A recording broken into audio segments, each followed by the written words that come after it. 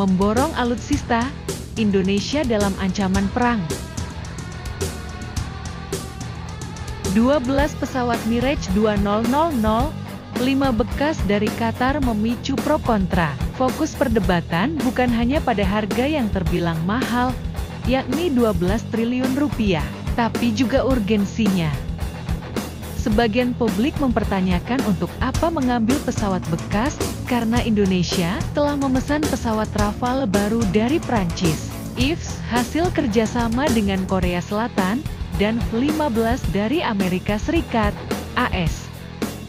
Kontroversi kian kencang karena pemerintah justru menambah pembelian pesawat Mirage 2000, 9 bekas milik Uni Emirat Arab, UAE. Merespons sorotan tersebut, Menteri Pertahanan Prabowo Subianto menyebut pembelian pesawat bekas sebagai interim solution karena banyak pesawat tempur TNI AU berusia sangat tua dan perlu refurbishment. Perbaikan dan modernisasi tidak serta-merta bisa dilakukan karena membutuhkan waktu lama, paling cepat 18 bulan. Sedangkan kehadiran pesawat tempur baru masih membutuhkan waktu lama. Seperti Rafale, paling cepat diterima 3 tahun dan baru kelar selama 5 tahun ke depan. Mirage 2000, 5 pun masih layak pakai karena usia pakai rata-rata 10, 15 tahun dan jarak tempuh masih sangat rendah. Sebenarnya, di era Prabowo ini, mendatangkan alutsista bekas merupakan bagian dari belanja alutsista besar-besaran. Bisa dibilang gebrakan ini puncak program modernisasi alutsista atau Minimum Essential Force (MEF) yang berlangsung sejak 2009. Pada fase MEF IGA ini, 2019, 2024, target belanja bukan kaleng-kaleng, sebab diantaranya merupakan alutsista kelas berat. Beberapa alutsista yang sudah diakuisisi maupun masuk daftar akuisisi di era Prabowo antara lain pesawat Rafale, 15, kapal selam Skorpene, fregat Frame, fregat Arrowhead atau Merah Putih, rudal jarak jauh, balistik missile, KAN, dan rudal pertahanan pantai, Coastal Defense, BrahMos dan lainnya. Selain alutsista impor, Indonesia juga gencar memberdayakan industri pertahanan dalam negeri. Belanja alutsista yang bisa dibilang terbesar semenjak era Orde Lama, menjadikan Indonesia negara terkuat di belahan bumi selatan. Tentu mengundang tanda tanya. Di antaranya, apakah Indonesia sedang melakukan perlombaan senjata, arm rush, atau bahkan ada ancaman serangan dari negara lain atau perang di depan mata? Skeptisme sangat wajar muncul, karena penggunaan anggaran besar untuk memperkuat pertahanan tentu berdasar pertimbangan rasional dan matang.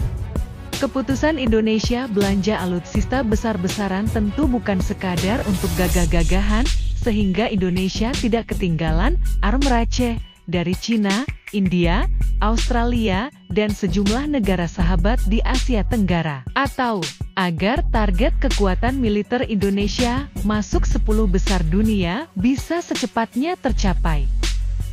Keberadaan alutsista juga bukanlah barang koleksi yang ditumpuk begitu saja, dan hanya dikeluarkan untuk parade militer di Harlah TNI. Lebih dari itu, sekuat apa kekuatan militer dimiliki suatu negara, dalam hal ini kuantitas dan kualitas persenjataannya, akan menghadirkan efek gentar, deterrence effect, agar negara lain berpikir 1000 kali sebelum mengusik. Walaupun dalam keadaan damai, suatu negara juga tidak boleh berleha-leha, dan menganggap akan berlangsung damai selamanya. Justru, untuk mempertahankan kondisi damai inilah diperlukan upaya strategis memperkuat otot militer, untuk mengantisipasi setiap ancaman masa depan. Seperti dipercaya kalangan militer semenjak era Romawi kuno, civis pacem parabellum, jika kau mendambakan perdamaian, bersiap-siaplah menghadapi perang. Kesadaran inilah yang juga dipahami Prabowo Subianto saat menjadi pembicara kunci dalam webinar bertajuk Optimalisasi Industri Pertahanan dalam Konteks Kepentingan Nasional RI di Abad 21 di Universitas Padjadjaran Bandung, 9/7. Ia menegaskan bahwa sejarah manusia mengisahkan bangsa yang ingin damai dan merdeka adalah bangsa yang siap perang.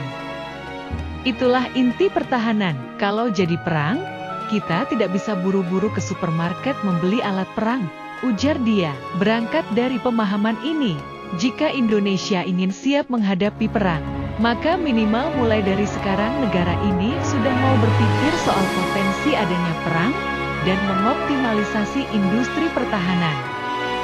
Dalam momen tersebut, mantan Danjen Kopassus ini memaparkan definisi perang sebagai pemaksaan kehendak oleh sebuah negara dengan tujuan menguasai suatu wilayah atau sumber daya suatu negara.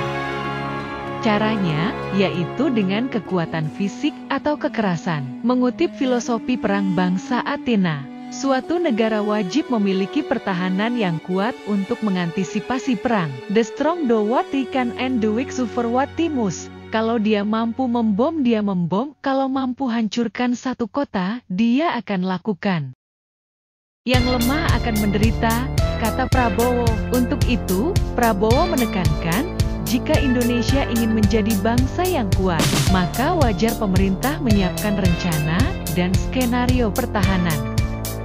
Termasuk mempersiapkan rencana alutsista untuk memperkuat pertahanan. Kita ini dalam keadaan tidak kuat, tidak sehat. Kalau tidak kuat hadapi ancaman virus, lebih cepat kita hancur. Pertanyaannya kembali, apakah Indonesia mau kuat atau lemah? Kalau mau kuat lakukan hal-hal yang jadi kuat, kata Prabowo. Walaupun sekilas terlihat kondisi geopolitik sedang baik-baik saja, sesungguhnya kawasan sedang menyimpan bara panas, yang setiap saat bisa meletus menjadi perang terbuka. Secara langsung atau tidak langsung perang yang bakal terjadi rawan menyeret Indonesia ke dalamnya pusarannya. Potensi perang dimaksud tidak lain terkait agresivitas Cina di kawasan Laut Cina Selatan atau Indo-Pasifik, yang memaksakan klaimnya terhadap 90% wilayah laut, hingga bergesekan dengan beberapa negara di kawasan, dan mengancam kebebasan lalu lintas di salah satu laut strategis dan tersibuk dunia tersebut.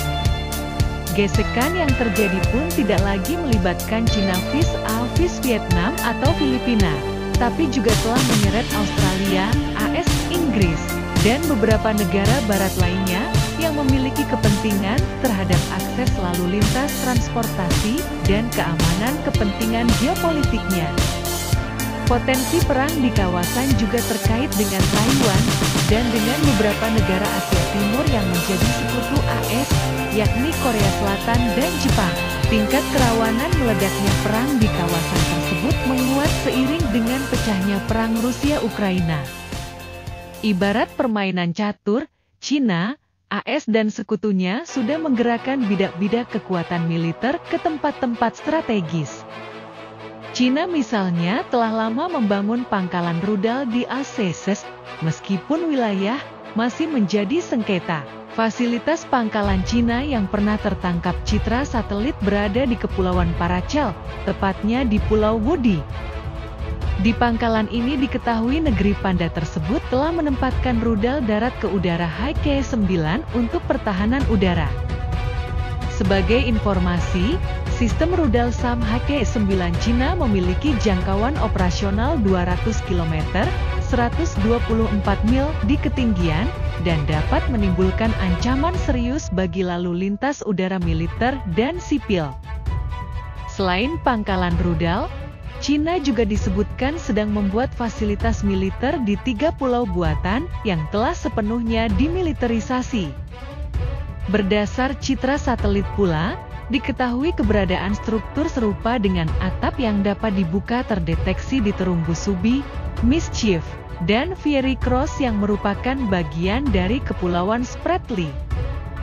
Di pangkalan-pangkalan itu pula lah, Cina menimbun berbagai alutsista strategis, mulai dari kapal induk, kapal selam, destroyer, hingga pesawat tempur yang belakangan masif dibangun negeri tersebut.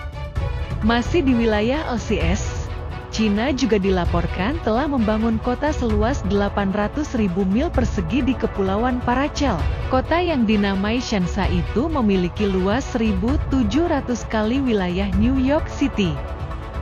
Di kota itu, Cina sudah membuat beberapa fasilitas kelas kota yang memiliki fasilitas seperti desalinasi air laut dan fasilitas pengolahan limbah, perumahan publik baru, sistem peradilan yang berfungsi, jangkauan jaringan 5 gram, sekolah, dan penerbangan charter reguler.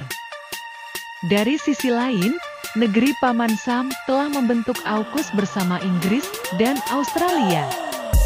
Kehadiran aliansi yang diarahkan untuk mengimbangi kekuatan Cina sudah barang tentu kian memanaskan konflik di Indo-Pasifik. Apalagi melalui aliansi ini, AS membantu Australia membuat kapal selam bertenaga nuklir. Selain melalui AUKUS, militer AS juga memperluas jejaringnya dengan membuat pangkalan baru yang dekat dengan Indo-Pasifik, tepatnya di Papua Nugini. Melalui kesepakatan yang telah dibuat dengan negara yang berbatasan darat langsung dengan Papua tersebut, AS dapat menempatkan tentara dan kapal perangnya dengan akses tanpa batas di 6 pelabuhan dan bandar udara penting, termasuk pangkalan Angkatan Laut Lombrung di Pulau Manus, dan sejumlah fasilitas lain di ibu kota, Port Moresby. Walaupun belum pecah menjadi perang, intensitas gesekan militer Cina versus AS dan sekutunya kian terasa, apalagi sejak Cina memberlakukan hukum maritim terbarunya di LCS. Sejak 1 September, Cina memberlakukan aturan identifikasi maritim, yakni meminta setiap kapal khusus melaporkan posisinya ketika memasuki perairan yang diklaim. AS misalnya telah mengirim kapal induk US Ronald Reagan dan beberapa armada tempur dengan dalih untuk menjamin kebebasan navigasi. Inggris juga telah mengerahkan HMS PNHMS Tamar untuk melakukan patrol di sana.